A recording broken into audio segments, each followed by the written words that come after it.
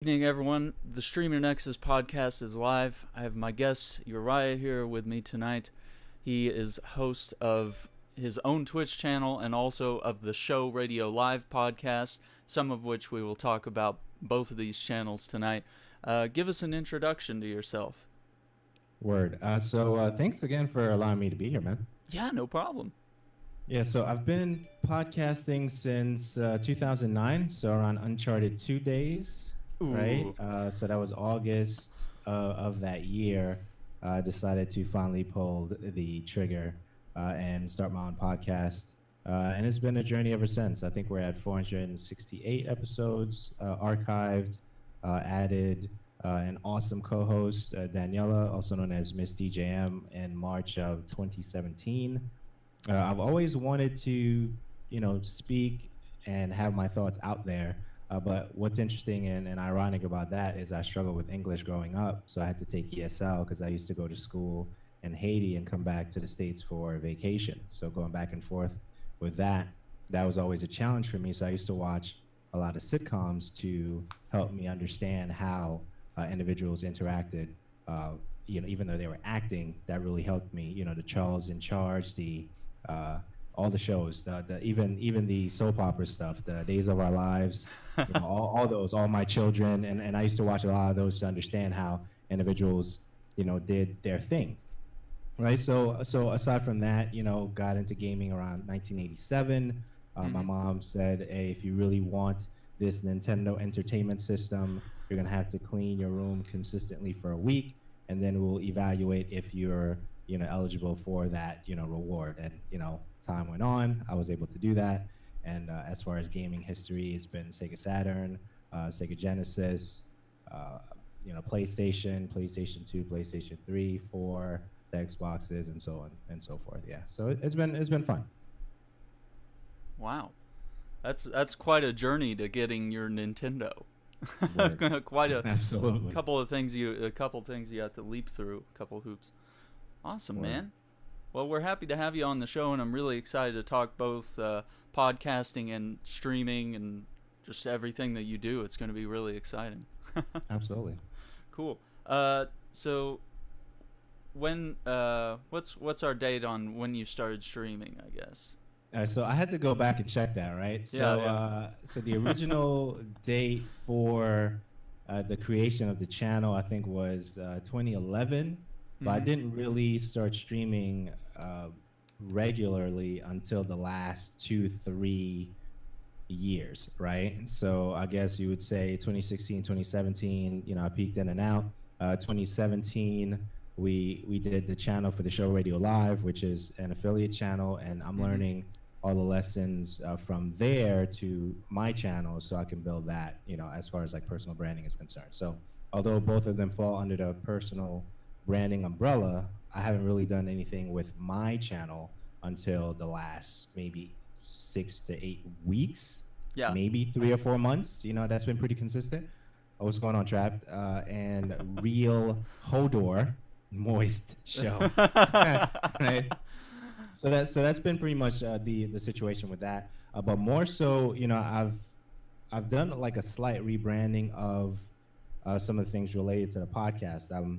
We got an official intro from a buddy of mine, DJ Cutman. So we started playing that in 468, and we're gonna continue with that until anything else changes or gets better, depending on what we're trying to do there. The logo got a little refresher, the same logo but a different taste to that.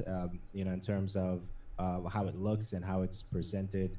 Maybe T-shirts and stuff in the works as far as some of the things that we're considering for that. So just been really focusing on tightening up everything, even the hashtag TSR Pod, which is the hashtag that I searched that no one was using, and we started really implementing that for the show everywhere, whether it's the Instagram page or the YouTube videos that we're putting up, the podcast itself, all that stuff. So just tightening up everything and making sure that it is, I guess, cohesive, I think, is the word I'm looking for. And then, go from there. Wow. So why did all this come about? Why podcasting? Why streaming? Why get into that? Okay, so the honest question, as it relates to that, the honest question and answer, I should say, is I believe I'm better than most of the people who record, right? All right, And I I like think it. and I think that we don't want to admit that because we feel like we're doing someone a disservice when we admit something like that, right? Because I don't wake up and say, dude, you are trash. You know, that's not the self-talk that I'm doing. You know, I don't know what anybody else is doing. So I Yeah. think that once you realize that you have something to bring to the table, whether it's a skill set, whether it's charisma, or whatever the case might be, you want to bring that to the table. Now, in the past, in years past, it was difficult unless you were a CNN person, NBC, you know, unless you were on a major channel or something like that. You couldn't get the opportunity to speak your thoughts or even record them the way we're able to record them today, right? So Yeah. with YouTube and Vimeo or you name it, all the different video platforms and even the tools that we have, the technology that we can just use a professional mic on pretty much any device and have that on the go and create our own platform. I think that that has allowed the landscape to be very, very equal, you know, quote unquote, and Yeah. we can do whatever we want, you know, at that point. But so now that we have all the tools and we have all the channels and the distribution places for those things, what the heck are you doing with it, right? Yeah. Because if you're not doing anything with it, it doesn't really matter, right? So I think that between, you know, my channel, the show radio channel, Daniela has her brand, you know, Mm-hmm. with her channel, which is absolutely dope. And we decided to combine, you know, the Voltron forces. She has great experience in Twitch. I've been podcasting for a long time. We've been friends for a very, very long time. So we decided to just collaborate and just have conversations over the microphone. So I think that going doing those things, you know, gives us, I guess, validation to some degree that we're capable of doing them, right? And I think that if you do it wrong long enough, you can get better, right? And I True. think that having them recorded gives you the opportunity to go back and check the X's and O's and see where you've done wrong and where you can improve. So it's fun. Yeah. That's the answer to your question. Oh wow. Uh, so are there some mistakes that you made that you've kind of learned from? Yeah, for podcasting, um, it's, you know, I was trash in the beginning, Yeah. right? So I mean, 100 episodes in, 200 in, 300 in. I said somewhere around 200 and 300. I think I started getting a little swag, right? And Okay. then 400, 450. Then it became about empowering individuals who are finding a reason not to come out, right? So somewhere between, I would say 300 and 400, it's like, okay, the tools are here. And if I can do it with just these tools, whether it's the Audacities, which is free, and you can Yeah. grab a $20 mic from Behringer or two, so that's $40, or, you know, grab like a Saramonic audio rig, which is like $30, right? Grab a $15 tripod from Amazon, and you have your own video show there. Grab a free Twitch account, you know what I mean, like, or whatever. So I think nowadays it's more so, yeah, let's play Destiny and shoot things, but let's also empower the individuals who are struggling to find a reason not to create content, right? Right. And I think that that's really the stuff. So many mistakes, you know, guesting mistakes, interview mistakes I've made, you know, obviously Twitter mistakes, just conversations with individuals who understood my point of view. I thought they understood my point of view, but they didn't, and that went left, Mm-hmm. right? So trying to manage that, the clapbacks on social media, Right. as they call it.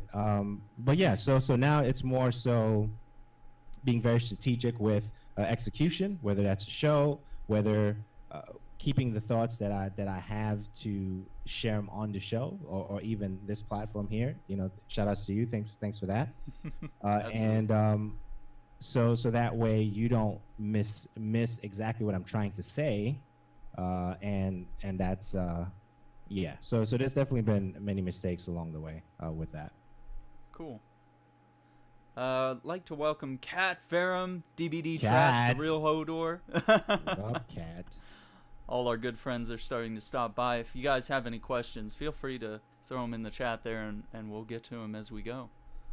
And we have both links to both of his channels, Uriyya and the show Radio Live right there. So if you guys want to check them out, give them a follow. When does the next episode of the show Radio Live go live? Okay, so right now we're planning for tonight at 10 p.m. Eastern Standard Time, right after we're done with this awesome conversation here. Yeah. I'm going right in to edit show notes, like immediately. Oh boy. After. So Be there or be square, you know. But I wanted to do this because you've shown us so much love and Yeah. stuff like that. You've hosted the channel plenty of times, and you always find a way to just drop by, even to say hi. So I think it would be robbery if I didn't just come on and just chill with you and talking about the gun that I think is the dopest gun right now in Destiny. You know, something random like that, and then we could just go from there. Yeah. So this week we're going to be really pushing both of your channels and trying to get as much participation out of the Streamer Nexus group as we can to come check you out, and this is kind of a way for them to get to know you, and it's going to be really exciting. I need y'all, man. I need the Uriyya channel to be Twitch affiliate. I need Oh, y'all. Yeah. I imagine you're pretty close, but yeah, we're gonna help you in that push, man. Okay, so let's talk numbers. I think right now it's at 2.38 out of 3, so it dropped. Oh no. Yeah, it was like 277 at one point. I'm like, man, I need some love. Oh, just watching those numbers.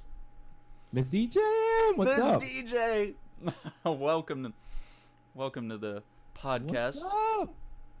We're gonna talk about you too, I guess. She's the best co-host ever. The best co-host ever. So tell us the story of how she became involved in the show podcast.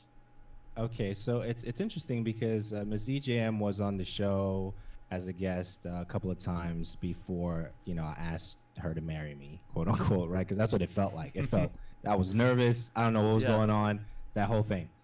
So, what I noticed is, and I think, you guys should pay attention to that too, you meaning you listening, that if you notice somebody that's always supporting you, whether you're up or down in your creative process, right? You have to make a note of that, because you do not know how that person is going to impact your, process, your content creation in the future, right? So, Ms. DJM would always be in the comments on Facebook, or she will send a text, or she will say hi or something like that. And out of all the individuals that I've noticed, I always noticed her comments. I don't know if it was the right timing or whatever the case. I could be in LA, I see something, I could be wherever, right? Mm-hmm. And I was like, there has to be something to that. Every conversation we ever had has always been pleasant. That was always great. We never had any arguments about anything, which even now, right? Even planning different things for the show, and if we argue about something, it's really something that we're both passionate about, and we do that on the air, right? So you guys hear that. And things that would be considered that you wouldn't want to talk about on air, I want to talk about them on air, because I want to show that this is how I believe relationships should be, especially when you're co-hosting with somebody, right? Mm-hmm. So you need to feel like the people get along, and if you're listening, you can tell that they don't get along. Right? Yeah. Just by listening to how they're interacting with each other. So between all that stuff, so around March of 2017, I was like, okay, so I have to find a way, and she was at a crossroads, I was at a crossroads, and we wanted to change the trajectory of some of the things that we were doing. And she wanted an outlet that she was free to express herself as far as video games, tech, and stuff was concerned. I wanted somebody I could trust, that wasn't me, that was an additional person, right? Because after doing it for so long as a solo, some of the process gets old, right? So the only thing that gets really new about it is getting guests on there, right? Going to different events, and to be honest, if we're honest, it's lonely because if you don't have team members and there's a win, who am I sharing it with? Yeah. Right? Right. I don't know. There's not, I could share with my wife, but she's very, very private about how much social media that she wants to be involved in. So I had to, okay, so I could share it with my colleagues who are already podcasters and content creators, but they've been there, they've done that, right? So that doesn't, do anything. So it was a perfect crossroads. So I asked her, I think we were on Discord at one time, and I think she was either heading home or heading to the store or something like that. And I said, yo, I'm looking for a co-host. And she was like, yeah, really? I said, yeah. I said, this person has to have this. And she was like, oh, that's cool. And I said, this person would have to have that. And she said, that's dope too. And I said, and I said, yeah, that makes sense, right? And she was like, yeah, that's really dope. That's going to be a dope person. I said, yeah, that dope person is you. And she was like, whoa. Oh. And that's how it happened. And that's how it happened. And from there, we started building and figuring out, how we were going to do it and stuff like that. And how much, outlet that she has. She's free to do whatever she wants to do. She's free to do the show whenever she wants to do the show, that kind of a thing. Mm-hmm. And I trust her completely with all the back end stuff. And I think that must be there. She is a total package, man. Like, I think that I'm lucky to have her, right? For sure. Yeah, she's a total package, man. And I told her if she ever goes, I might cry, but but yeah, so she's definitely a blessing. Absolutely. Well, let's talk about some of your favorite games to play. Okay. Yeah. Where you want to go with that? I mean, just all time or more recent, whatever you feel is. We could roll with it. Okay, important. So all time. Yeah. Has to be Sonic games. Okay. I love Sonic games. Okay. So you have Sonic games. There's a couple. The Shenmue series that you started playing not too long ago. Yeah. Tomb Raider has been a favorite. That's always been a favorite. Halo for sure, up there. Top 2, top 3 for me. Mario, we got to put Mario in there. So we have the big ones, right? The big franchises, and then we have the companies that were born out of different things, the Bungies, right? So we've been playing Destiny for the last 4 years, 4 years, right? Yeah. So that's the main one right now because of the RPG ongoing element to that. But yeah, so there's been some indies. I didn't play that much of Zelda, but I know that's big for a lot of individuals. Street Fighter's in there. If you're into the fighting game community, that's big too. Sure. So there's a few, but if I had to just do one, ever, it would have to be Sonic for me. Okay. Ever, right? Because I remember when Macy's used to have it upstairs on the second floor, and then I would go up the escalator and I would make a left, and then all the screens would be there, and then it would be like Genesis does, you can't do this on Nintendo. Genesis does that whole commercial stuff. Oh my god. Sonic. Right, Yeah. It would be the 16-bit guy running around and doing the spins and stuff like that. I fell in love with that, Wow. Mario, yes, but Sonic was always dope. That's so cool. Yeah, I think I have similar experiences. One question that we often get is if you were to show, like, if you were to have kids or if you're going to have kids, what sort of game would you want to, what's the first one you would be like, I have to bestow this upon my children? Tetris, right? Yeah. You gotta give them that experience. We gotta do Tetris. Platformers are good. Mm-hmm. Super Meat Boy would not be the first one, but that's a good platformer too. Yeah, That's there might definitely be a good some that you platform. show them later on in life. Yeah. Okay. But yeah, Tetris would be some building block stuff would be dope. That is right? cool. Yeah. Yeah. So I would do Tetris and the Marios in the beginning. Maybe did get Duck some Hunt of and that. stuff like that. Wow. That's Yeah. a lot like how I started. My dad used to give me his Game Boy, and he had Tetris on it. And Word. that was how I learned a lot about that. And then I started playing like Dr. Mario and all the other. Then we Exactly. had, of course, a Columns. NES and a Commodore 64 and an Atari in the house and all these different things. And I just started picking up all those, and pretty soon it was like you couldn't put them down once he started. No, you couldn't. No. Columns for Sega, right? Mm-hmm. Miss DJM, thank you for the follow, and welcome to the stream. I'm glad you're here. DJ. I'm really excited to have all of you here. And if any of you have any questions, feel free to throw them in the chat there, and we'll get to them. Please. Please. So we were talking about this earlier, about your confidence as a streamer and a podcaster. So what do you think differentiates you from all the other streamers and podcasters out there? What's your lure? I could spin anything into a great conversation, in terms of pivots. I think that's a skill set that you learn over time because you spend a lot of time alone, right? And I think that podcasting solo for so long has allowed me to have different bullet points in my mind to pivot into different conversations, right? So whether that's, if there's dead air for me to transition to you and ask you questions, which is not necessarily the format, I can find a way to get that done, right? Yeah. So I think that maybe I should start marketing my stream more of a Q&A thing, because I'm always up for Q&A stuff. But I think at times we're so involved into, Destiny and the games that we're playing now, sometimes we forget.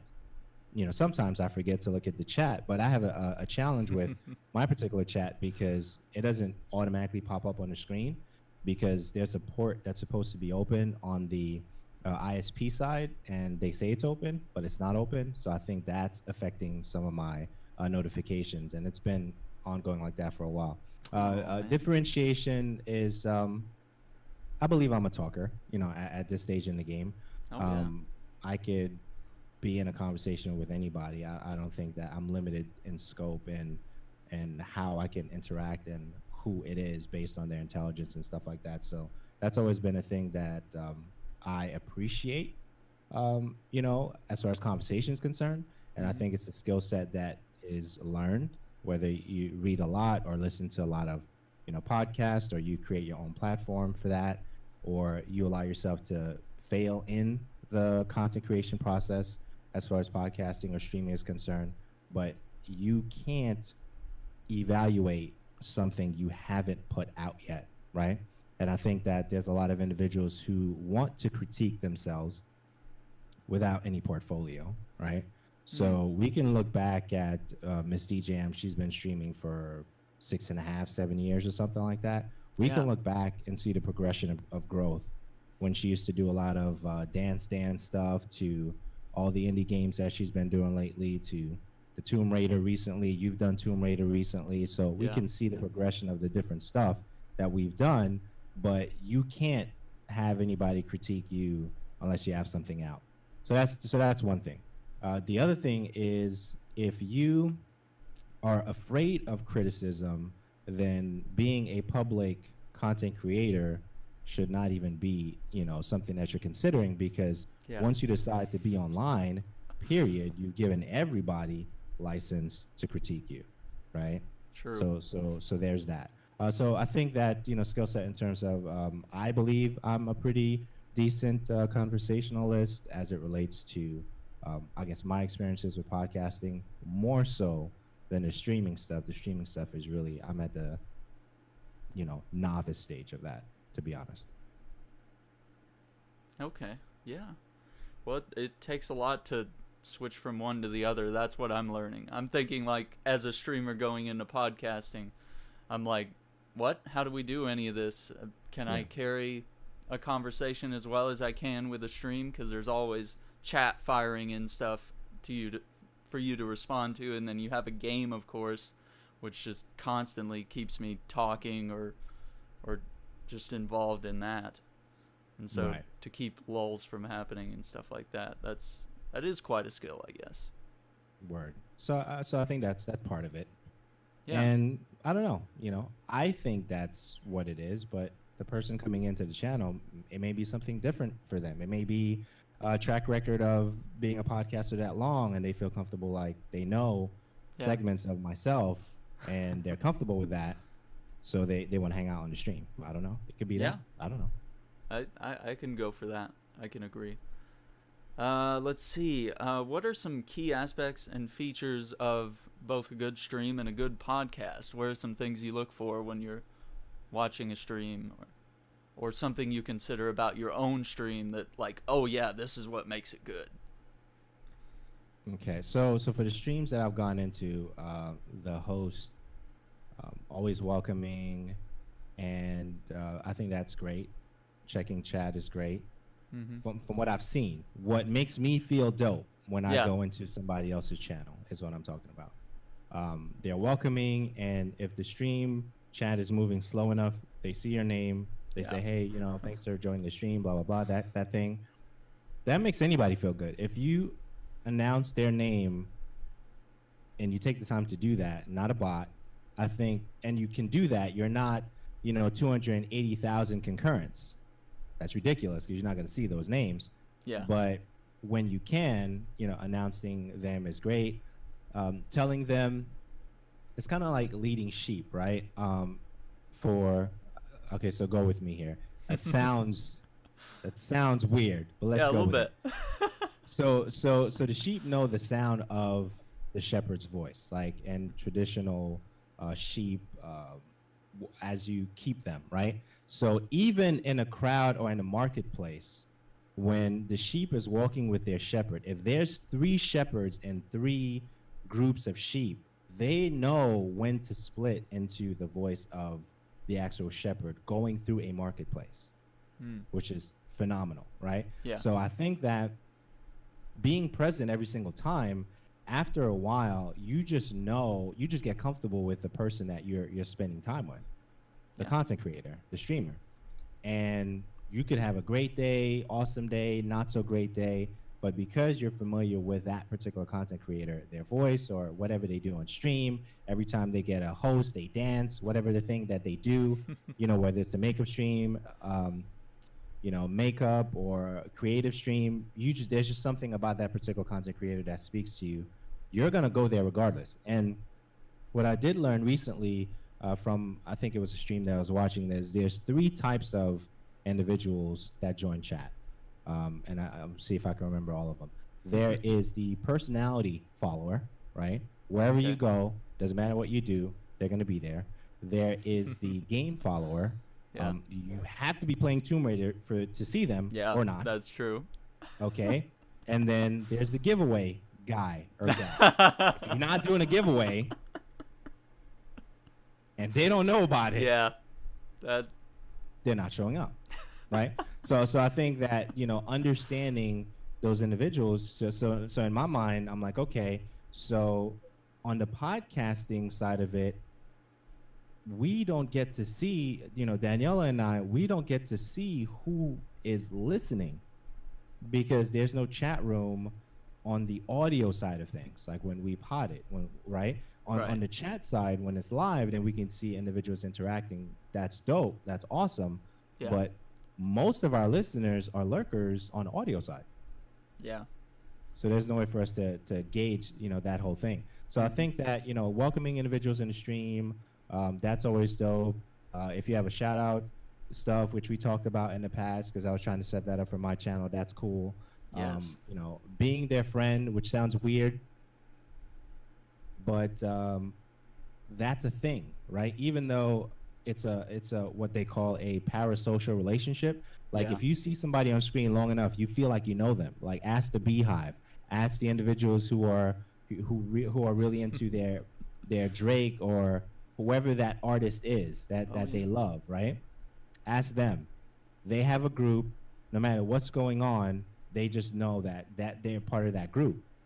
So when you have individuals who are so passionate about the content that you're creating, there's just something about that is, for lack of a better word, there's magic in there, right? Mm-hmm.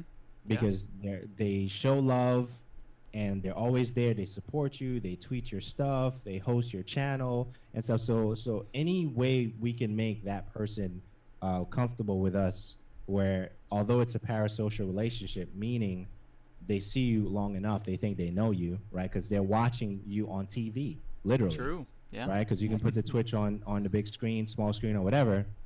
So after a while, I think I know Aaron. Yeah. Right? So I want to hang out with him. So when he decides to have a meetup somewhere, maybe I'll go because I Yeah. like him.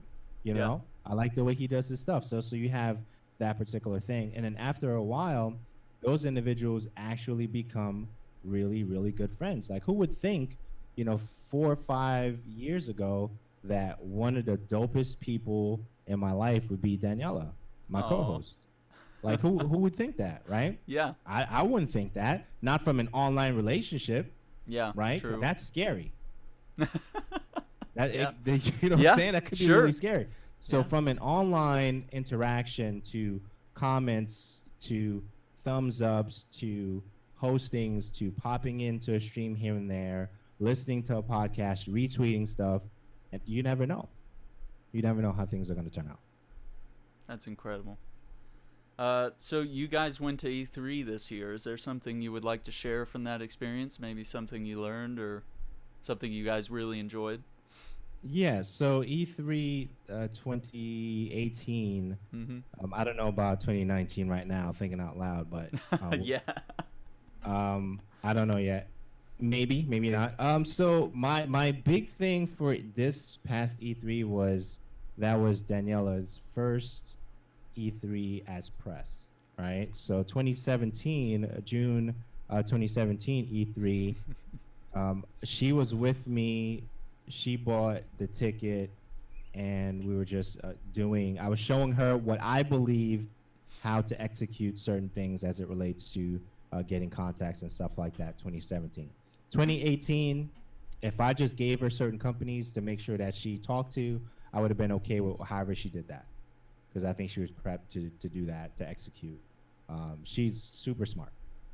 Okay, so 2018, that my big thing for 2018 for us was the fact that she had full access to the show floor to do whatever she wanted to do, and that was encouraging to me because we both got approved for press this year. In terms of stories, she's just dope, man. I mean, that's really all I got. I mean, she just knows how to, and I think that, okay, so going back to what I was saying about segments of your personality, if it's genuine, that's why you can't be fake when you're recording. If it's genuine, then people who watch and listen can take all those segments, and when they actually meet you, they can make sense out of it, right? Yeah, true. Like a puzzle, right? So even when I shifted modes, I don't know if it was my countenance or facial expressions or whatever the case might be, she knew when I was changing course and conversations before I even did that, because she's been paying attention, right? So even that vibe of things, when people are genuine, when they create content, you will get to know how they think about certain things, how they reason certain things and stuff like that. So all that work was done in advance. So by the time we finally saw each other face to face, 2017 and 2018, it was just like a big party. And then the other thing too, one of the things that I think that individuals should do who are considering getting like a team member, a co-host, or whatever the case might be, is share the thing that you believe that could destroy the relationship. Okay. So here's what I mean. So there's some things that I believe took place in my past that I had to share with her right away. Like, this is what happened. This is the persons involved. This is how it went down. I believe I was wrong in this area. I believe I was justified in that area. I don't know if there's any air looming there still. Here are the tweets. Here are the emails. All that. I did all that 2017. Wow. In the event that anyone would want to cause a wedge in our relationship, the way we do things as a team, and one of those things come up, they'd be like, I knew about that day one. You're not telling me anything I didn't know. Right? So that just like a marriage, you already have everything in the air, so nobody can come in there and ruin it. All that. Right. I did an Eminem, cipher. I'll tell you everything about me, hand you the mic, and you got nothing. Right. So I did that, on the onset 2017, and every week or every other week, more so 2 to 3 weeks at a time, I always check in with her. Are we good? Mm-hmm. Did I say something this week that was crazy that you didn't check me on? Or I always do that because I want to make sure that nobody suffers when we execute a recording or whatever the case might be. Because I know for a fact that if I feel that there's something potentially wrong, I know the listener or the viewer already know that, right? Mm-hmm. So I'm not leaving any room for that. Wow. Miss DJM is saying that Dr. Scholl's was a lifesaver. Word. Yeah. So Dr. Scholl's, I I said to her, I said, let's try to get these things, size them up for us, so when we're walking around, we're not hurting, because there's so much walking in E3. Mm-hmm. And I was like, you know what? I think if we invest in these, we should be okay. And that worked out really well. So we did the Dr. Scholl's things. I put him in my Converse. She put him in her shoe, and we just went with it. And I think that by the time, because E3 is what, 4 days, give or take, something Oof. like that. Yeah. By day 2, people are done, man. You see people lining up on the wall. They're just laying on the floor, passed out. Oh no.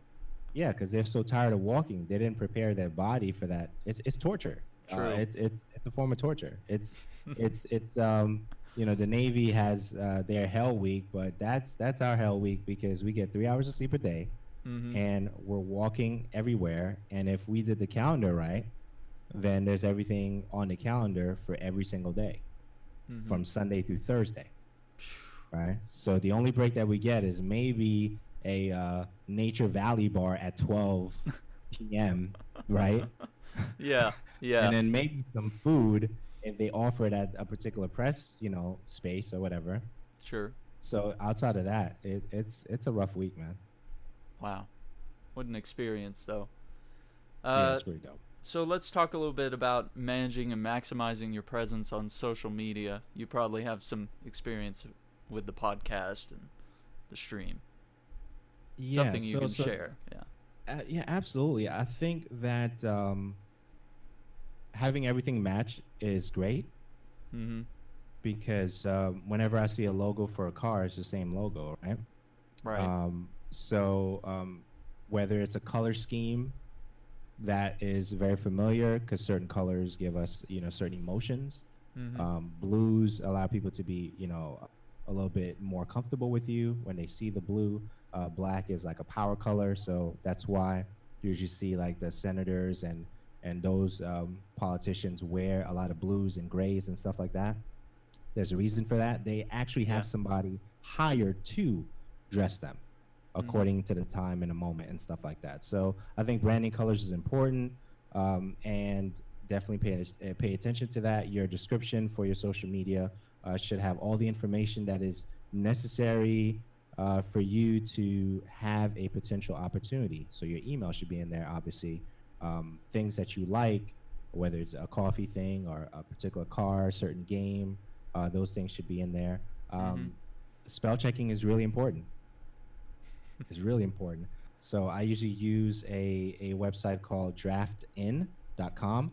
I usually draft my post there, depending on the kind of post it is, make sure all the stuff is there. Then I copy and paste into the tweet, schedule it out.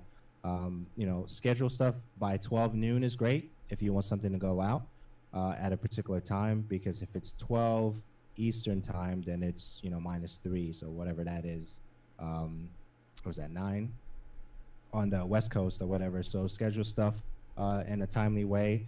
Images are big, so definitely throw some images in there if you can, and have it intentional, or a call to action in that particular thing.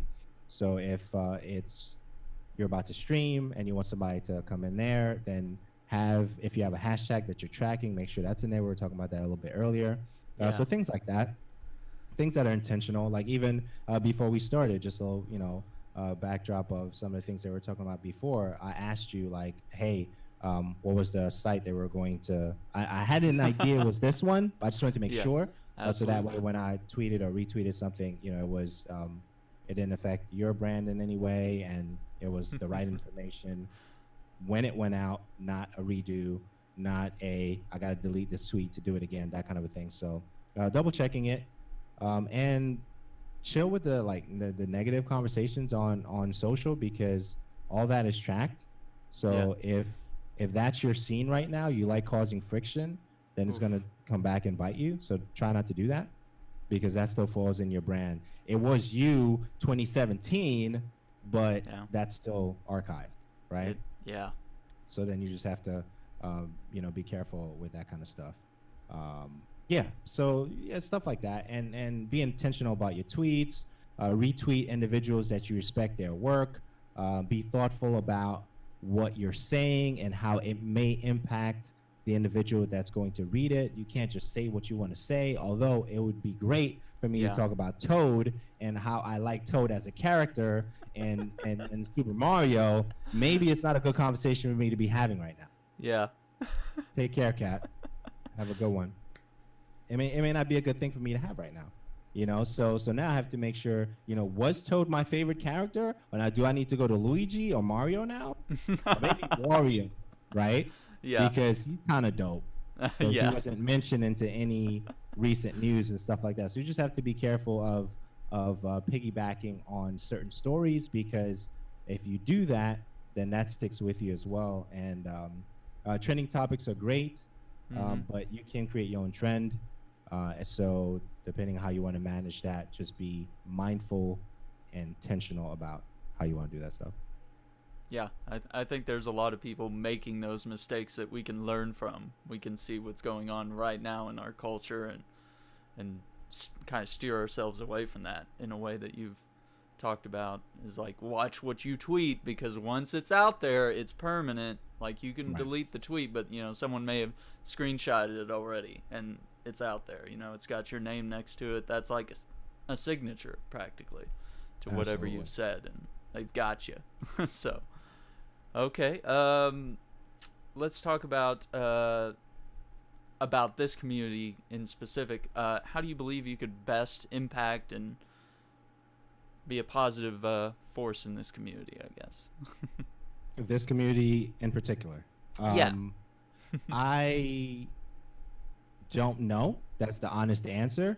I do know that if there's, hosting and retweeting that I can do, I can definitely do that. Yeah.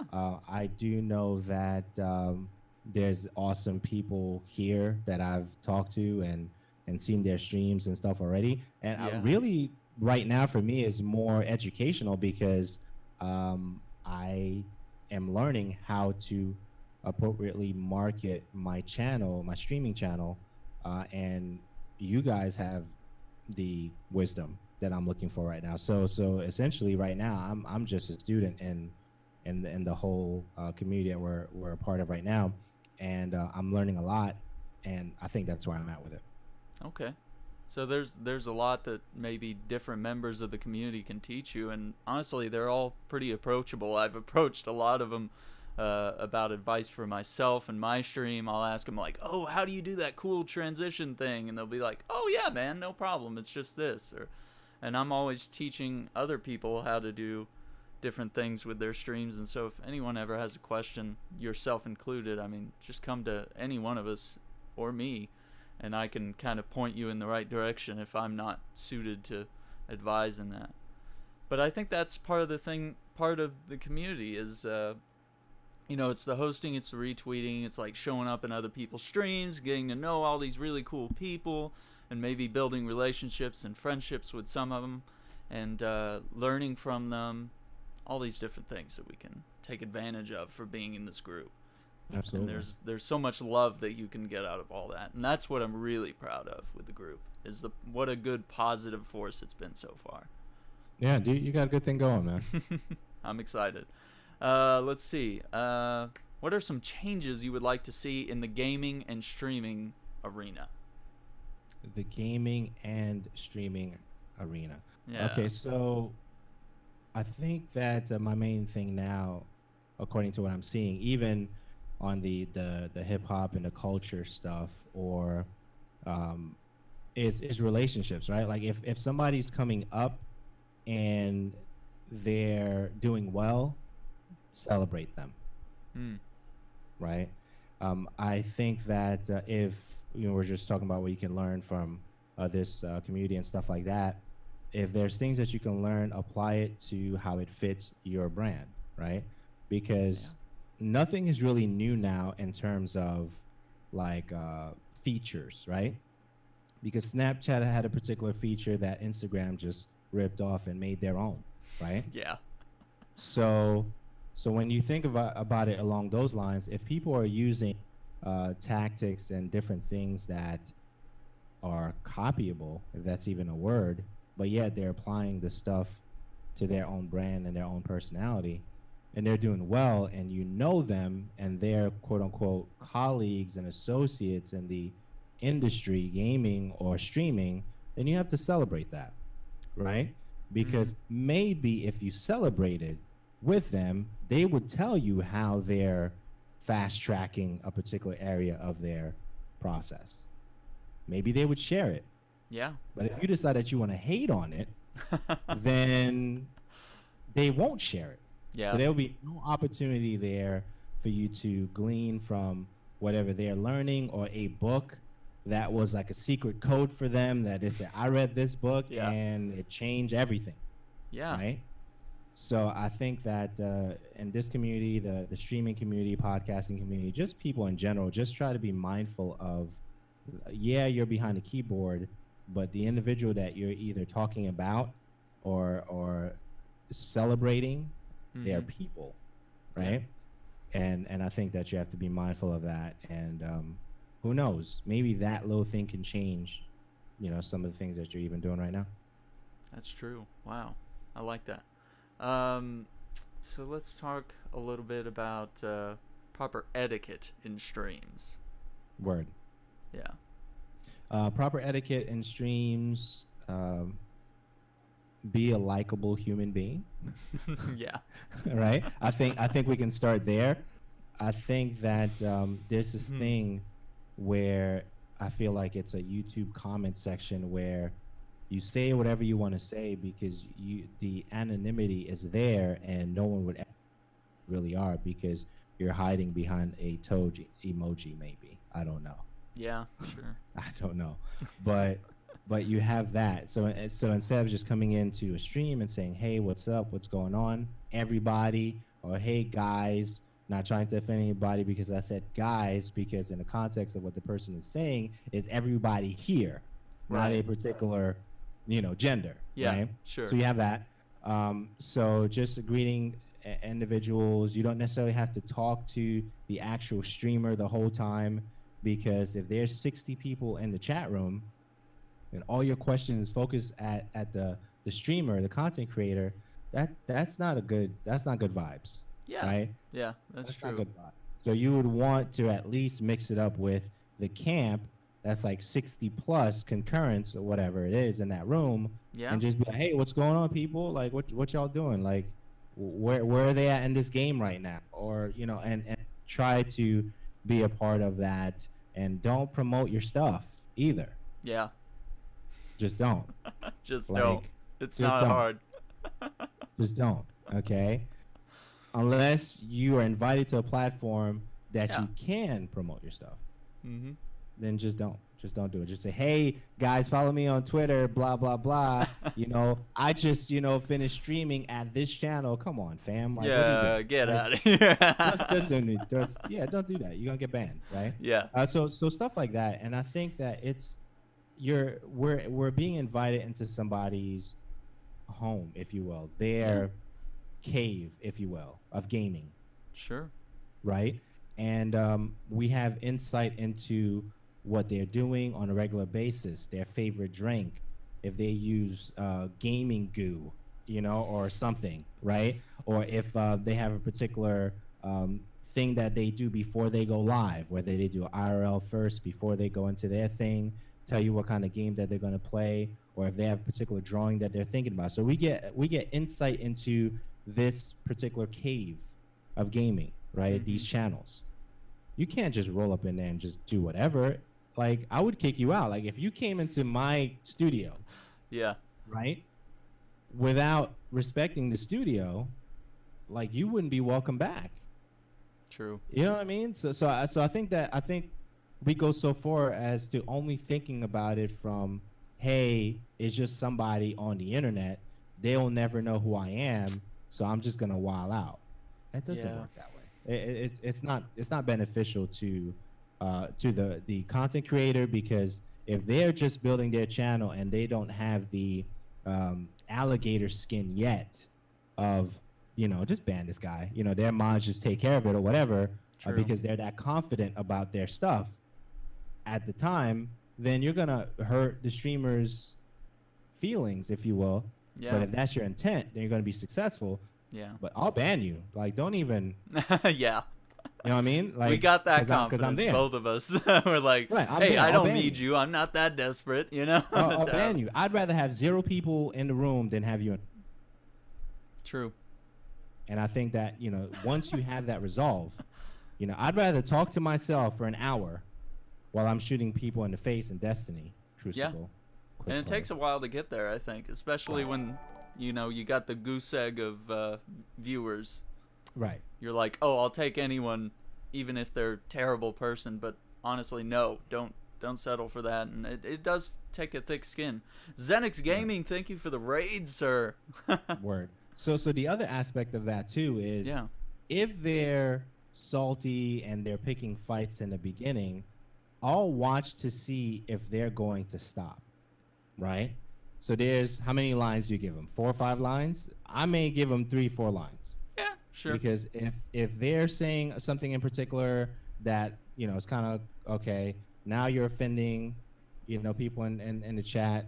So maybe the second or third line, then you're out, right? But if you're just trying to say words in the chat just to get attention and you're not really doing anything of harm, then I'll give you maybe 5 to 10 lines, right? Yeah. Just to be safe, because maybe, you're trying to see if your usual antics in another cave of gaming is going to work in this channel, or the attention that you usually get when you say that the random stuff that you say is going to work here. Maybe it's not going to work. Yeah. Right. And then once you realize it's not going to work, be like, oh, I'm dealing with a different, type of streamer here. Maybe I just fall back. So you kind of play it by ear, quote unquote. Give them a couple of lines, maybe 2, 3 lines. If they offend from the gate, automatic ban. I don't even have to think about it. And I think that's how you have to play it. Exactly. I've been more forgiving than I used to be. It used to be just auto ban, like, oh, they said something I don't like, you're out. Like, but now I kind of try to say, hey man, that's not cool. We don't talk like that in here. We don't use that kind of language, or, we don't, don't say that about this, or don't spoil the game. That's not appropriate. Right. Things what's like that. interesting about that? Yeah. What's interesting about what you just said is they already know that. So why are we telling them something that they already know? Because I'm pretty sure it's true that that's not the first stream that they've visited ever. Mm-hmm. Right. So if it's not the first stream they visited, then there's just certain things that. So my fuse is short in context of what's happening, and I think that's everybody. I'm not that different. So I'll play it by ear according to what's happening, but going with what you were saying, it's cool to say that, but now the 60 plus concurrents that are hanging out with you because they love you, they don't want to deal with that foolishness. No. Right? So then my fuse has to be even short for them. True. Because it's like, I know what kind of community that I'm building here, and then this random guy or gal. Sure. I don't know if the percentage is usually guy that behave like that. I don't know. Yeah. Maybe. I don't know. Come in to the camp, and they want to, rile up and just sow quote unquote discord, right? In the camp. Yeah. I don't want that. So now, in order for me to protect the individuals who love coming in, so I have, let's say, 3 or 4 people out of that 60, give or take, or whatever, that are having a bad day. Oh yeah. Okay. And then Blake, from wherever Blake is coming from, joins the chat, and he wants to just wild out. Blake is gonna get banned. Yeah. Yeah, So, I've had that experience happen before. I've had bad people come into the chat and immediately like start picking on viewers or saying things right. that, and then viewers will start saying, "Oh, I'm offended. I'm gonna go," like, and then you're like, "Oh no, these are my respective viewers. People that watch me on the regular, and they're starting to Right. get kind of scared by what this antagonist is saying. You're Right. out." By the way, I don't Yeah. know who Blake is. I don't know why. Yeah, Out of Blake. all the Yeah, I names don't know. I could have guess picked, that's just the name we went with, that's huh? just the name that went. Blake, just behave, man. Yeah, man, Like, chill. You're up here, Blake. Let's bring it down here, all right? word. All right. Real Space, welcome. Siri, good to What's see up? you. And Grazino, thank you, everybody that's coming on Zanx Gaming's channel. I'm here interviewing Uriyya here. He's host of his own stream and, of course, the Show Radio Live podcast. We're kind of tossing some questions back and forth about podcasting, streaming, gaming, all this stuff in general. Welcome, Fluffy Panda. Good to see you here as well. Word. Yeah, if you guys have any questions about podcasting and stuff, feel free Yes. to do like a lightning round because I know we got about what's that, 15? We usually 15 keep minutes? about 15 30 plus? more minutes if you wanna go Yeah. that long. It's up to you. Yeah, we can I know. do 30. Okay. We can do 30. Like Hour and a half if you have is a question, usually been the max. I try to cap it there, but we'll see. that's fine. Yeah, definitely want to hear questions in the chat if you're thinking about starting a podcast, thinking about what you should do with a podcast, how you should brand a particular podcast and stuff like that. I definitely want to see the lightning round of questions if you guys have any. But yeah, just throwing it out there. Absolutely. So let's go from there to what was something you would like to see accomplished within this community, the Streamer Nexus? Is there some sort of goal you want to see us do, or some idea we haven't done yet? Well, I would say that having your stream on the iTunes and Spotify's and all that stuff, if you can Okay. do that, Yeah. I think that would be the next step for you guys, taking the audio and allowing individuals who are not going to be on the streaming platform to find your stuff on those podcatchers, right? So I think that'd be a thing. So we can talk about that. Okay. If you want to talk Yeah. about it now in terms of like what to use, what not to use, and stuff like that. Editing software. I don't really edit much anymore. Mhm. And what I mean by that is the conversation is more important than the ums and ahs, because even in your quote unquote professional type interviews, they're pretty trained, but even if the ums and ahs are there, they're kept, right? Mhm. Because it's a natural flow of conversations. We're not robots, so I don't edit as much as I used to, in the episode 300s or something like that. But so yes, I would say, if that's your thing, or you're thinking about doing that, being on iTunes and Stitcher and iHeartRadio and those things are something that's pretty dope. Have other individuals catch your content outside the video portion of it. Absolutely. I'd love to hit that. That's something I'll need to talk with you more about. That'll be awesome.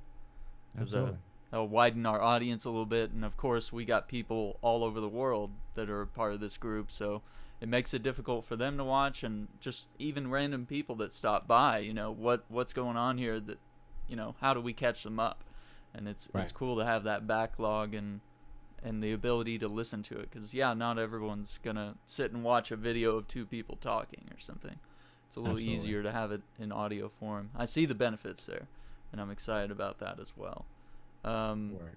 So you have that YouTube stuff. If you're exporting to YouTube, definitely consider doing that for the Yeah, video. we've been doing that. Yeah. Sweet, because some individuals won't hit Twitch because for whatever reason they may not like purple, Sure. so they won't come here.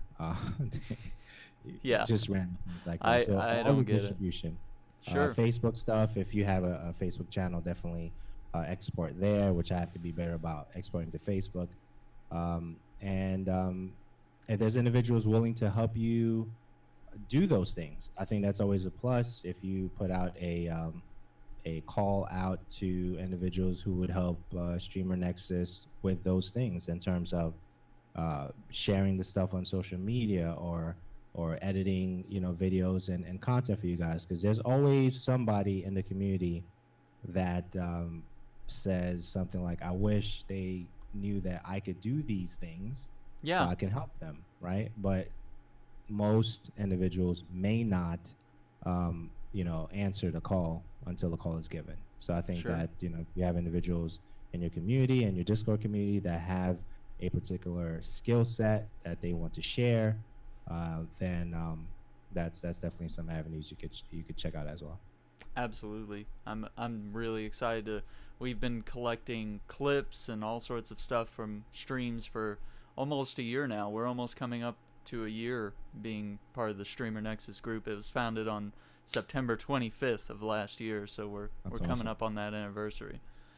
Um, but yeah, we've been collecting clips, and I've been like, oh, we really need somebody that can edit this stuff and figure out what's good and what's not, because we've just piled in clips from all our streams there. It'd be really cool to have a highlight reel of like best Destiny runs, funniest moments on stream, cool Right, right. Overwatch highlights, whatever it is, and just have all these different videos because it feeds the community. It feeds Streamer Nexus. It feeds the individual streamers, and it brings us all together even more. Brings more eyes to all the content. There's endless benefits to that. So is there something that you think you're lacking in the group that, like you've been thinking about lately, you I personally? I think that's one of the things. One of the other things was getting the logos finalized, which we have all that thanks to Jazzy Nader 94, and we're still looking through that and making sure that colors are correct and everything's right. And we just gave out member badges in the Discord, so you can start putting those in your panels if you want to advertise. I'm a Streamer Nexus member, and you can have a link to, I believe, usually what I advise is just the link to this channel, because then people could see the podcast and they could be like, oh, I really want to join this group. Seems really cool. Or, oh, I really like the content that all these different streamers put out. How do I find the rest of the people that are in this group? So that's a good way to kind of find everybody. As far as other things, we've talked about having merch, which would be really cool. Um, we've talked about doing charity streams as a group, Word. and so we're working on stuff like that and trying to figure out how would we manage that between all these people in different countries, who would be interested in doing that, how would we make sure the money goes to the right place.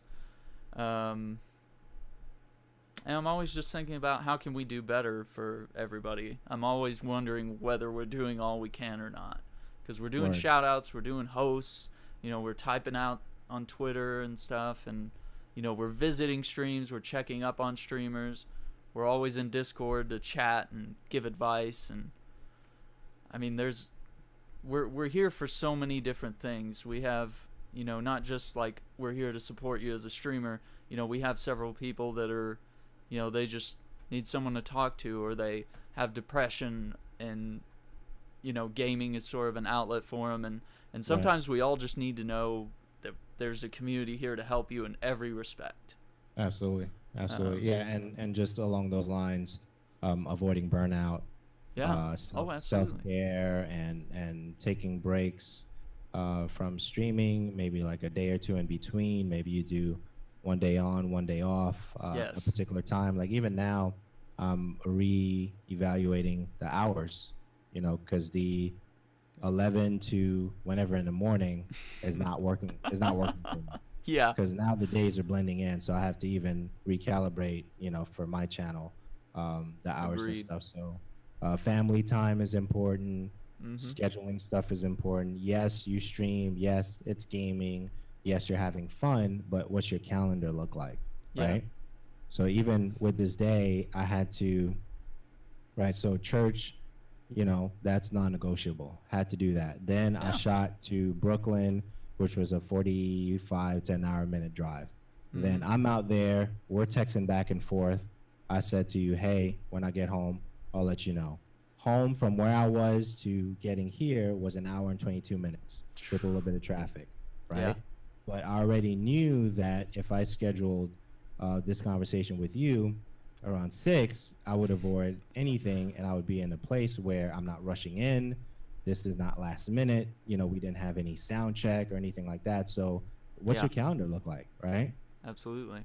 So that's really important. Pen and paper, It sounds old fashioned, but it still works. So whatever you think you need to do on your stream, or somebody mentions something in chat, have the pen and paper nearby. Just make a note so when you're off stream that Tuesday or whatever, Yes. okay, make the changes so Thursday when you go back on, those things have been implemented on your channel. So you're saving time and you're executing things on time. Mm-hmm. Absolutely. I thought of some other things that kind of feel that I'd like to have is just better graphics in both my stream and even here. I really like having those little bars that are sort of, check us out on Twitter at blah blah blah, and it just kind of flips and goes away, or maybe as topics change, a new graphic, kind of like a news show. That's kind of how I would like to see both my stream and the podcast just sort of I have a thought, minimal feature like that. yeah, I thought Nerd or Die has stuff like that. Have you seen their stuff? I need to look into that. Yeah. Yeah, Nerd or Die, I think has those little things slide um, to the left or right, depending where you decide to put them. I think it's Absolutely. nerdordie.com. Can I copy and paste any stuff here? I Let don't me know make sure. if it'll take. Yeah, Nerd or Die is really good. Streamlabs has banners too, says Real Space T. Oh, okay. I don't know if that'll Yeah. work, but you can try. No, If it not, I'll deleted post it. it. Oh, Yeah, okay. so it's nerdordie.com. I think they have some cool stuff there. And there's a software that Miss DJM uses. What's that software, Miss DJM? If you're still here, Hmm. it's the one that, yeah, Overstream. Thank you so much. Overstream has a lot of good stuff in there. Very, very awesome things that you can do in that particular software, and Miss DJM uses that pretty often. So yeah, so you got some options, man. You definitely have some Alright. options with that stuff. I like that. Good. That'll be very helpful. That's something I want to work on. Absolutely. Let me see. I think I lost my little page here. All right. Let's see. Where do you see your stream and your podcast within, say, the next year or so? Okay, so that question is always interesting to me because I'm more Yeah. in love with the process than the numbers. True.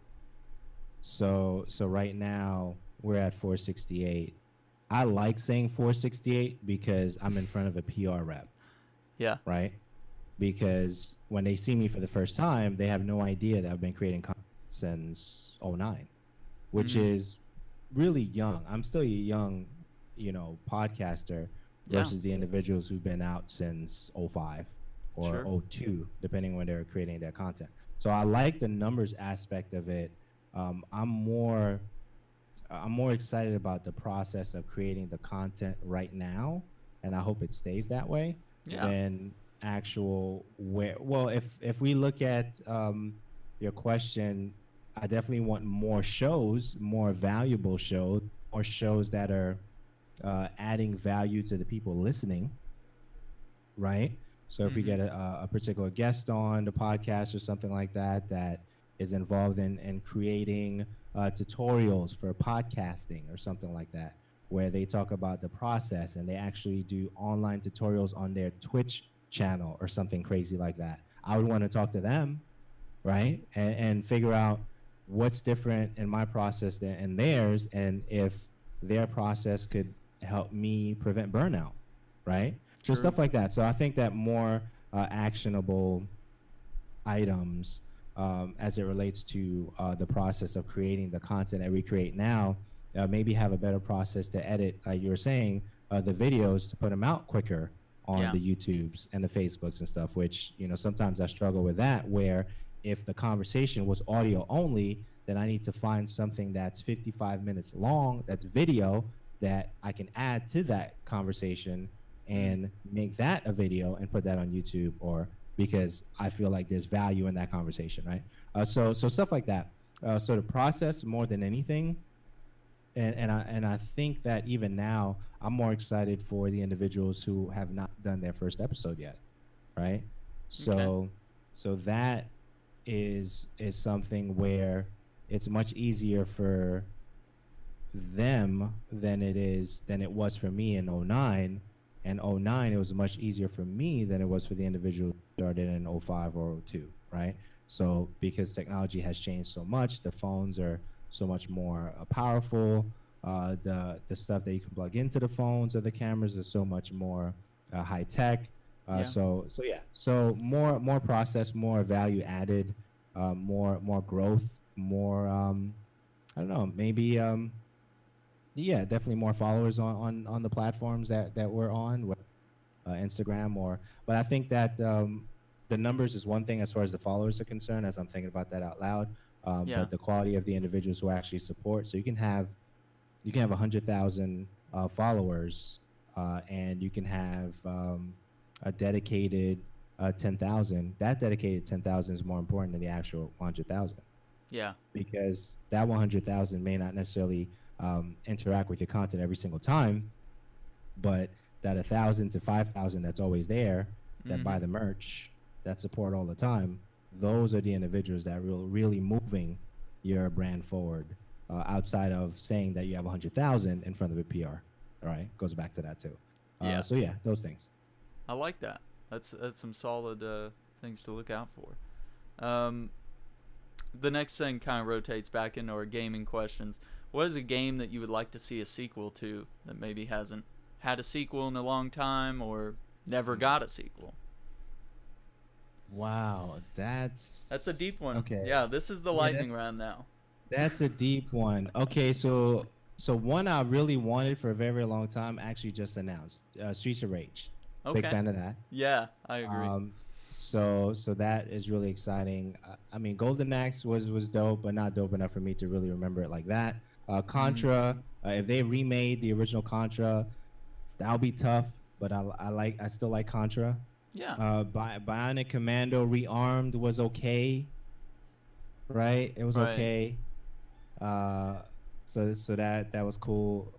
Sonics have been redone a couple of times. Yeah. We talked about Sonic earlier. Yeah. Halos have been redone, Master Chief Collection, so we have those, which True. I'm pretty happy about. Yeah. Destiny 1 is back, and Destiny 2 Forsaken, so we're good. Yeah.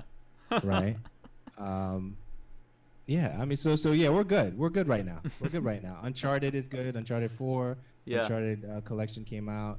That's cool. So yeah, so we're pretty good right now. Left 4 Dead is dope. Left 4 Dead. Real Hordor, that's definitely dope. Yeah, we're still waiting on that part 3, Valve. Yeah.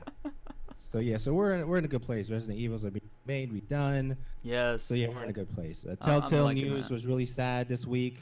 Yeah. So that was really, really sad. So definitely prayers to the fams that are involved in that.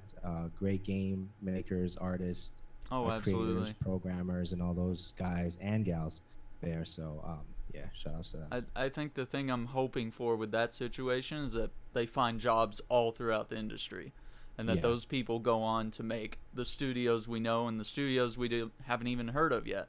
Start Yeah. making those studios better. Bring those storytelling skills to some of these devs like Bungie that, kind of struggle to tell a good story sometimes. Yeah. All these other different games. Dude, it'd Yeah. be so cool to have a Telltale-like story in, whatever. I think Call of Duty or because I something. want to don't know. defend Bungie every Yeah. time I hear Bungie. Okay.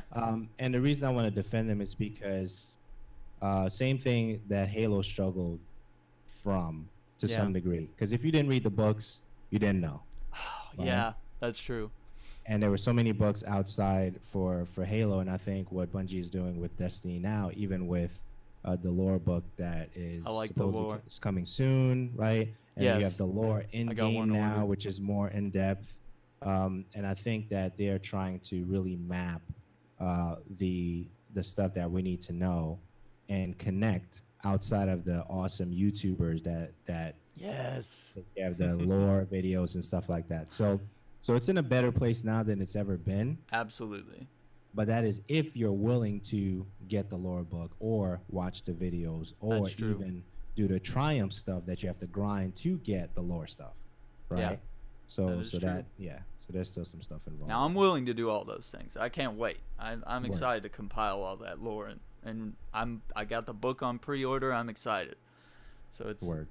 it's really cool that they have all that stuff in game now, because I felt like it was a lot harder in Destiny 1 where you had to go to off-site. So you had to earn stuff, then you had to go off-site to a website to get that lore, and even that was Grimoire.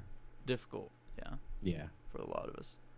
But I feel like Bungie is good storytellers, and they're associating themselves with good storytellers now, and they're taking proactive steps. So I'm excited to hear that. But that's what I hope to see from Telltale, because their unique take on The Walking Dead, on Batman, especially Batman, really moved me, because I liked what Rocksteady did. I was like, flawless, okay, perfect, awesome. But they brought in the whole Bruce Wayne aspect, which no superhero game seems to have mastered, is the alter ego, or the, just the regular guy. Because how do you make that gameplay exciting? Well, you create these dramatic conversations, you create these encounters, you create these story moments, and there's ways to make that fun, like the new Spider-Man game did with Peter Parker. I haven't finished it, but the things that they've done, they've created little puzzles where you play around the lab, or you go to all these different events. You go visit MJ, you go visit Aunt May, and you do things with all these different characters, and you build relationships, and you start balancing that with being a superhero. It's amazing when they can finally throw that in. And the same with Uncharted. Uncharted had a lot of dull moments, I would think. A lot of people would say, like, oh, this is boring. Like Nathan Drake sitting at his desk doing paperwork, or playing around in his house. That's dumb. I want to be shooting treasure hunters and jumping off airplanes and stuff like that. But it was like, no, that's what makes the big moments worth it, is having those little moments where things slow down, and you get to meet the characters, and you build that tension and drama and stuff like that. Absolutely. Cool. Left 4 Dead 1, 2, 0. That's why they're struggling to count to 3, I guess, with Portal and Half-Life and Left 4 Dead and all these different games. But we did get Shenmue 3, which I'm excited. I'm so excited that is in the works, and that we have a date. I mean, they say it's next year, 2019, in the fall, so I couldn't be more excited. Word, moist man to the right. So oh yeah, my daughter's 16, and so she's played or seen the Halos and the Destinies and those games. So I think we're I guess a little ways away from introduction at this point, but her thing now is fashion. She loves matching her clothes and doing that kind of a thing. But I think Destiny is a really great game in terms of how to properly manage your time. So they tried to do that for us, but they realized that didn't work. We want to manage our time, right? Yeah. So I think now, in terms of, I know I get that a lot. So now when you are going into the game to try to manage where you're going to do a strike this day, or you're going to do the Crucible stuff or the Iron Banner stuff, you have to really decide where you're going to spend that 15 minutes, right? True. And I think that time management is really good in Destiny right now, because we want to do it our way. So that is definitely, if anything, I'll probably play that game more. Appreciate it, Panda. Yeah. I'll play that more, and if she has any questions about how do you decide which weapon that you want to upgrade, and so I can go into why I'm using more green weapons now than I'm using the purples and the exotics, because some of the greens, Aaron, which I found another one recently, is I found one that is exactly like the Nightshade, but it's a powerful shooter. Like it's the high impact. It's a high impact green with a Nightshade frame, which is very similar than the 3 Graves. Okay. So, man, I mean, I was averaging like 20 kills yesterday. I definitely need to see if I have that in the vault. I need to get with you on that. If you don't have it, you probably have seen it as a drop, so you can reacquire it. So I'll give you the name of it. Absolutely. Once I can find that. But Yeah. it's really, really dope. Hold on, let me see if I can find it right now. Absolutely. Did you? Okay, let's see. I'm gonna look for it right now. It's called the Triumph. As this thing loads, Triumph. it's the Triumph DX-PR. I'm pretty Yes. sure if I saw it, I'd be like, oh yeah, got it. Huh. Let me see something here. Let's Okay. go to. Can I post? It's gonna knock me. No. Oh man, I need to set Yeah. up a proper bot that will allow it, because I think right now I just have Twitch saying no links, none, No links. out, No links. troll. Yeah. So it's called I said Trump. Triumph DX PR. And Okay. it's a pulse rifle, and it's a high impact frame pulse rifle. It's the same frame design as the Nightshade frame, but Okay. the Nightshade is it's not an adaptable frame. The Nightshade is a light frame, and this one is a high impact frame. So it shoots slow, but the recoil is predictable. It's up down, and I think it's up to the left or up down. And if you do the pulse aiming assistant, for your helmet, it's night and day, bro. It's a sleeper. So I would say definitely check that out. Oh wow. Yeah. Real Hodor has a question about trolls. What do you tell or do with trolls? How do you deal with them? Interesting. I have a story for trolls. So I was in the Bungie.net fire team section. So if you're listening to this podcast for the first time, definitely consider supporting Streamer Nexus. They're doing dope things here. So support them. Okay, so what I do for trolls is I call them out on their troll activities. So I was on the Bungie website, fire team website, and I said something to the effect, and I was trolling too. If you're not good, then don't join this Crucible invite or something like that, right? And then the guy says, "You will never get anybody to join, this session, this LFG session." And I'm like, "Well, I guess I'm talking directly to you. That's why you're not my target audience." So he or she went on. So then I said something like, "Okay, keyboard warrior, you have a fine day." And I think after I said that, that was the last thing I heard from that particular individual. So sometimes you just have to call people out on their stuff, right? Because yes, I was technically trolling indirectly, even in the title of that LFG post, very arrogant. I think I'm good with Crucible, I'm over 1. That's good, right? Yeah, I'll say You you definitely hold up the team. I'll give you that. You know what I mean? Yeah. And sometimes you get arrogant and boastful, your skill set and the PvP stuff. And to some degree, he was right. But I think there is a cutoff point when you start, with the words, right? There has to be a cutoff point with the words, right? And I think that, I'm not going to talk about your family. I'm not going to talk about your kids. I'm not going to talk about the fact that you can't spell destiny. I'm not going to say anything crazy like that. Right. I'm not going to do that.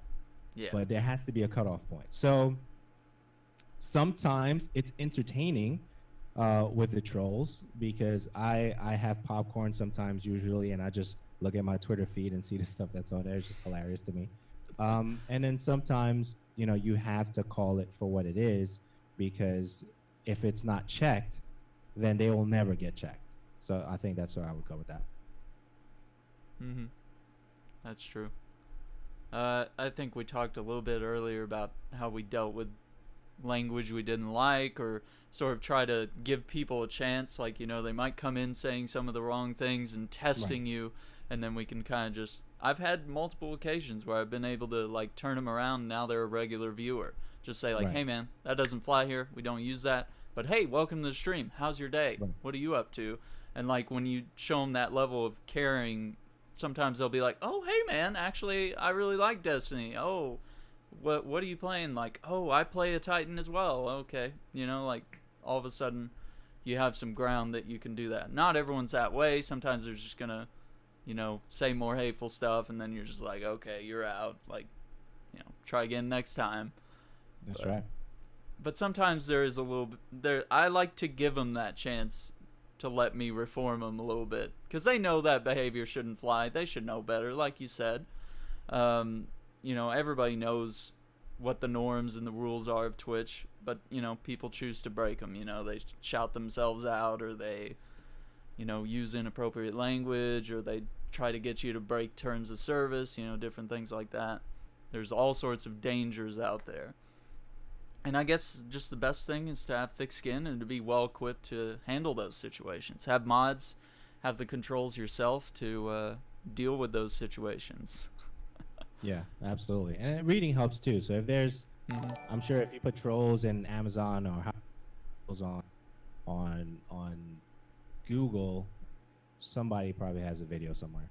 Yeah, absolutely. So I would definitely say, do a little Googling, and it does help for sure. Yeah. We have a very difficult question from Kat Ferrum, and this one's gone unanswered for quite a while now because it's very difficult. So, if you could have any video game character as a friend, who would it be and why? Okay. A few. Okay. If possible. Yeah, sure. Let's open it up. I'm just glad to get an answer. Yeah. So Master Chief, definitely. Okay. Right, because he saves worlds and stuff like that. So you always want to have somebody who can help you out with that. So you have that. Nathan Drake for sure. Okay. Right, because he's somewhat unpredictable, especially with the adventures. And Lara Croft, absolutely. I think those are very likable characters, yeah. People you would get along with and you would enjoy being in their company. Yeah. Wesker, because I want to pick his brain. Oh. Yeah. All right. I would want to pick his brain. Yeah. Like, bro, why are you that far out there? Why? I would want to know. Right? So Wesker. Barry was cool. He's a guy I could be like, hey, bro, let's go grab a beer or something like that. So Barry was always cool. Yeah. Yeah. So there's a couple of people, but if I had to pinpoint to two individuals, it would have to be Master Chief and Lara Croft. Okay. I think I would stick to those two. Solid answers. I like them. Miss DJ says Cade. Yeah, Cade is dope. Cade is absolutely dope. Too soon, but yeah, I agree with the sentiment. Ace of Spades, I need that. Oof, I'm so close, man. I'm so close. And they simplified the quest a little bit, which I was a little salty about. Yeah. So when they say killing combatants, so you just kill anything. Just go into Gambit, kill stuff with a hand cannon. That's it. That's it, I dude. Should be able... It's simple. It's so easy now. It used to be you couldn't invade, but and get Guardian kills, which is honestly probably the best way. It should have been, but yeah, now it's like it was. You had to kill people invading you, so you had to be the one guy that killed the one guy with a hand cannon. So the odds are a little against you. It only activated when it asked you to do that. If you try to do it before it asked you to do that, they didn't count. Right.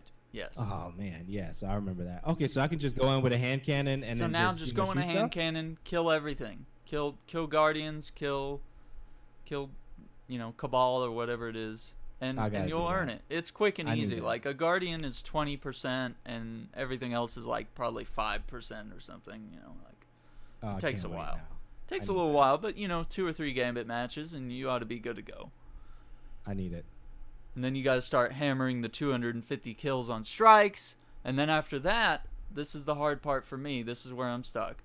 Is 25 critical kills in Crucible with a hand cannon. That's easy. I can't get those headshots, man. Yes, you can. just put hand cannon targeting with the helmet that's currently available and with the Crucible handler right now. So just get to the level to acquire it from him.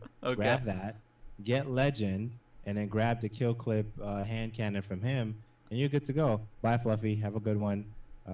Take care. Be safe. Yeah, so I would do that. And plus, there's double XP right now. Double whatever you call it, the Bungie stuff. So you can get Legend by tonight if you do it, and then get the hand cannon, get the helmet for hand cannon targeting, or you probably already have something right now with hand cannon targeting. Just throw that on there. Get the hand cannon that has rangefinder right now and kill clip through the crucible handler, and bro, Okay. you're good money, man. I appreciate that. I'm gonna have to Yes. work on that now. Yes. Maybe. All right. We need to hit some Gambit on the PlayStation then. Let's do what we gotta do, man. We need to get some stuff done there. Let's see. Some other responses to the question. Hodor says every character in Overwatch. He'd love to be friends with them. DJ says, except that Laura is that friend who gets you in tight situations and asks you, but did you die, though? No, I But didn't. man, you'd have some memories, right? Like Absolutely. raiding Your tombs journal? and stuff and near-death Absolutely. experiences, stuff like Yeah, that. you want that journal or that video log or that podcast with Lara. Every Oh. other adventure, Yeah. you'd have a podcast with her. Can you imagine? How epic would that be? Amazing. Real Space T, he actually got this question and he couldn't think of an answer, so now he's got Daxter from Jack and Daxter. Nice. Okay. Colton from Gun, says Joe, DVD Trapped. Did you ever play Gun? That was a Western that came out for OG Xbox, PS2. That's not the one with the bullets on the cover, is it? There was one cover that had bullets on the cover. I don't remember. That was black, maybe. That was black. Okay, Gun no, I Gun didn't. was sort of a more linear pre-Red Dead type game. Tom Jane actually voiced the main character. That was kind of cool. So if you know I didn't him play from that The one. Punisher back in 2003 with John Travolta. Wow. Yeah, Long time that ago. was I just remember being blown away. I was like, actors can be voice actors? Word. Okay. Let's see. Real Space T says, also Failsafe. I want to take Failsafe with me. She's cool. Yeah. She's really... I'd like to She's a see her realist. more involved in the story because she's really the only comic relief. Spoilers, but, you know, she's kind of the only she's comic really, relief she's right really now. Cool. Yeah. I like her. It has a skull and revolvers on the cover of Gun. Right. Yeah. It's cool. It's something to check out. Yeah. I remember being pretty moved by that game. Do you guys have any other questions for Andrew here? Ooh, I'm looking at the cover right now. That's pretty dope. Oh, it's definitely a game to check out. That's pretty dope. A couple other questions here. Let's see. If Word. you could only stream one game, what would it be? Wow, that's tough. Yeah, I know.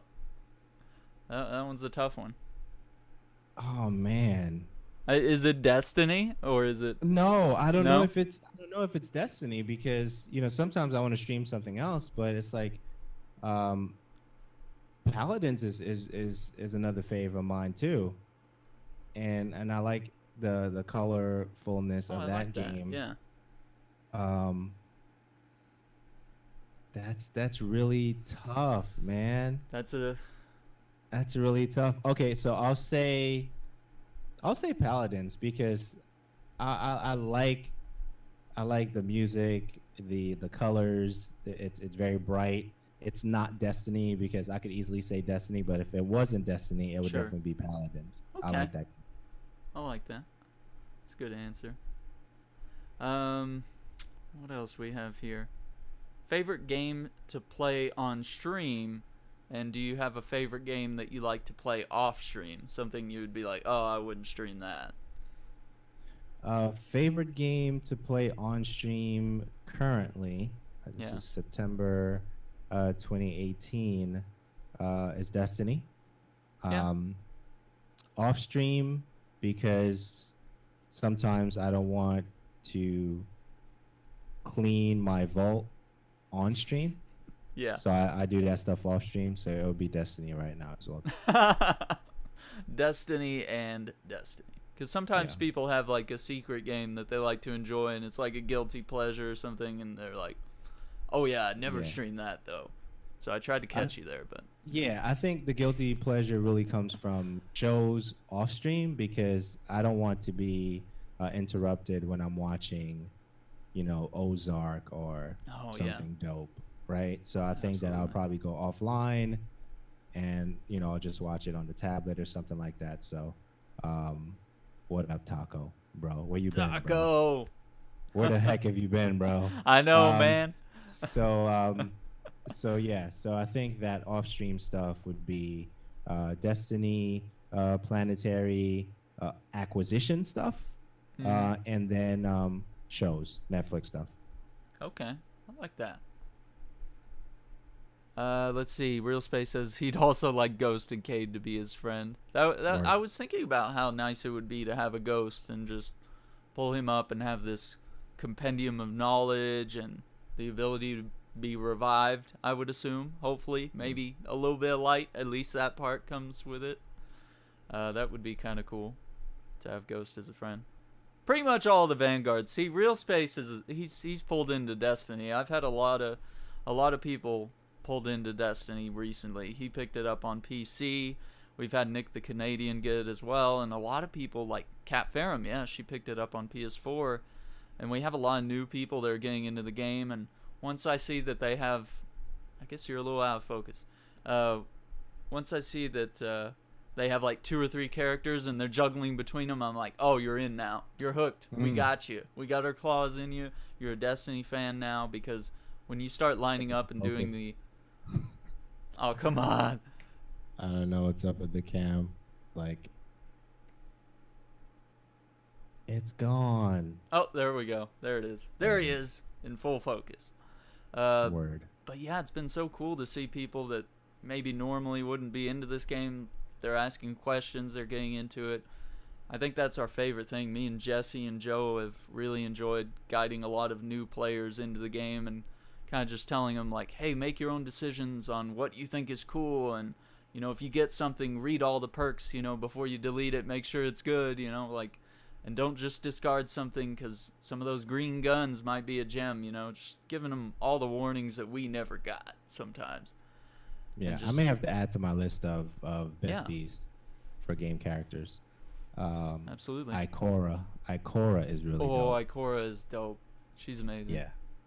Yeah, she's pretty dope. She's someone I'd like to interact with more, I guess, than we've been able to so far. Yeah, she's cool. Yeah, she's awesome. Just trying to think of some other characters. I mean, it would be interesting to have Ryo Hazuki as a friend, I think, because he's sort of on that quest for vengeance, but he also seems like he's kind of a good guy and a good friend, and it'd be cool to like spar with someone who's at that level.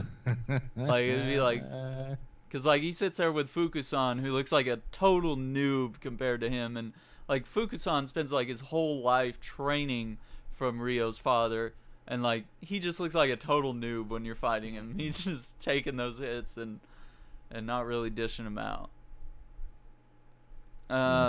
Real Space says, it's hard to say I want a certain character to be my friend, because it feels like you're saying that you don't want everyone else to be your friend too. Good point. That's true. Yeah. It would be nice. Sam Fisher, I think, would be a really cool friend. Cool cat. To have someone that's like, he's in the NSA, he's like, maybe there's a lot of stuff he couldn't talk about, but like his self-defense skills and his just general knowledge of the world, and maybe his, I don't know, he'd be a cool guy to sit down and have a cup of coffee with or something, Yeah, invite Solid Snake too. That'd be dope. Yeah, and Solid Snake, yeah. So naturally, you have to, he would be an interesting character to meet. Can I just say everyone who isn't, yeah. You could. You could. So that throws out Genji and Mei and all the characters I hate in Overwatch. Okay. Yeah. No. Yeah, that's a really, and I'm glad we finally built some answers to that question too. Absolutely. Because that really is a thinker, and that's one that I'll probably still think of responses later on. Yeah. On that. As long as you don't want Akuma, because he's out there. Akuma. He's out there. I didn't think about that. Yeah, characters from fighting games and stuff like that. Yeah. Yeah. Well, cool. What's upcoming for you, stream wise and podcast wise? What are some things you're looking forward to in the immediate future that you're working Immediate future, I'll do the notes for so 69, which should air tonight at 10 p.m. Eastern Standard Time on the Show Radio Live channel on Twitch. Yeah. And we also will archive that. The hashtag that we're following very, very closely right now is hashtag TSR Pod.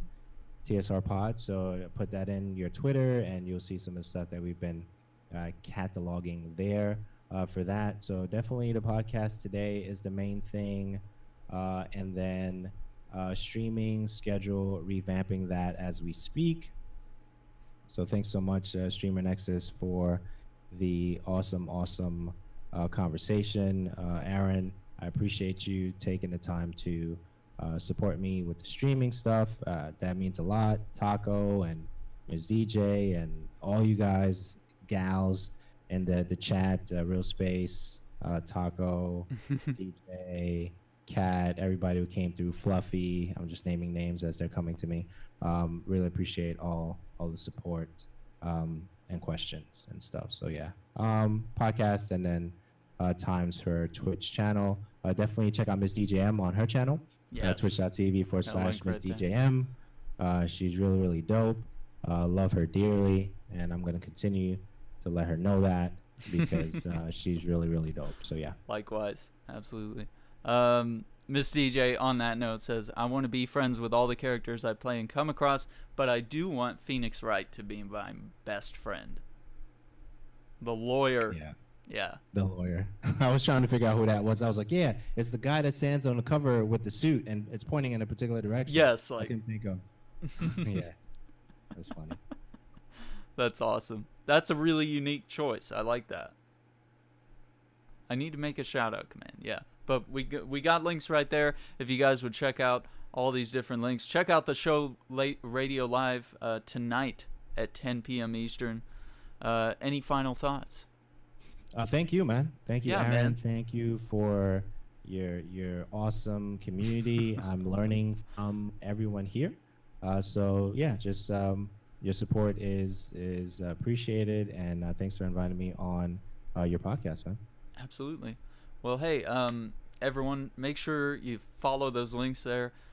Follow him on Twitter as well. It's Uriyya, R-U-I, or U-R-I-Y-Y-A. You can follow him on Twitter for updates. The show Radio Live also has a Twitter, and you can catch them when they go live tonight, 10 p.m. Eastern. And be sure to stop by a stream this week. You know, give him some extra attention if you can't stop by, you know, host or do all the different things, you know, retweet, support him in every way possible. He's on that affiliate push, and I feel like he's nearly there. Almost there. And I'll be excited if this week we can help push you the rest of the way and maybe give you a boost in viewership, and hopefully people have gotten to know you and they kind of want to meet the personality that they've seen here and just see more of that. Appreciate it, so man. they can catch you in your stream. They can catch Miss DJ as well in her stream and on the show as well, which I really love. So we're definitely going to have links for that in the Discord to make sure that we promote all that to the highest. And, well, that'll be a wrap. Word. Well, thank you for being on the show, Andrew. Hope you guys have a good night. We'll catch you on the show tonight. We're going to see if we can find someone to raid real quick. It's kind of nice to be able to have a good group of people. We'll see if any of our Nexus streamers are live right now. Word. Okay. We got Walrus, who is playing some Destiny. Love y'all. Love you, DJ. Guys, thank you for coming out. I really appreciate that. Just hang tight, and we're going to raid a good friend here, Walrus. Zone advantage is yours. Oh, I love it. Hey, I was going to ask you one thing. Have you thought about emotes? And we often ask people the significance of their emotes, like, oh, why'd you pick that design? I guess for you, we would just say, do you have any ideas? Streets of Rage, Sonic, Halo, maybe. Okay, yeah. Those guys. It would be cool to see something like that. Saladin, is that you? I was a Haitian thinking flag. a Saladin emote would be really cool. I don't know what it would be. I'm calling it. Yeah, yeah, something like that. Him like doing a timeout or something like. I don't know. Awesome. Well, thank you for being on the show. Thank you everybody for coming out. We will see you guys next week when we'll have a new guest. But please support as much as you can this week. And I hope you all have a wonderful week. We're going to raid good friend Walrus playing Destiny 2. Hope you guys have a great night. We'll see you. Bye.